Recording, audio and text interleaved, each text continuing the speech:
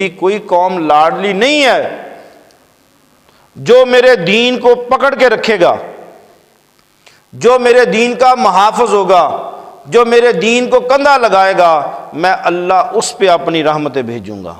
اور جو میرے دین کو چھوڑ دے گا، دیکھیں نا جو زائنسٹ یہودی ہیں وہ دنیا میں اپنے آپ کو سب سے زیادہ معزز سمجھتے تھے کہ آسمان سے کھانا، صبح گھروں کے باہر طرح طرح کے تتر ہے، بٹیر ہے، من سلوا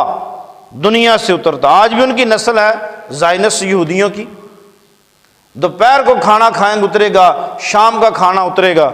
اللہ نے فرمایا تم لوگوں نے میری عبادت کرنی ہے اور اس سرزمین پہ میں خدا کا نظام قائم کرنا ہے، لیکن نہ عبادت کی، نہ اس سرزمین پہ اللہ کا نظام قائم کیا، اللہ سے بغاوت کی، اللہ نے یہود کو پٹک کے رکھ دیا۔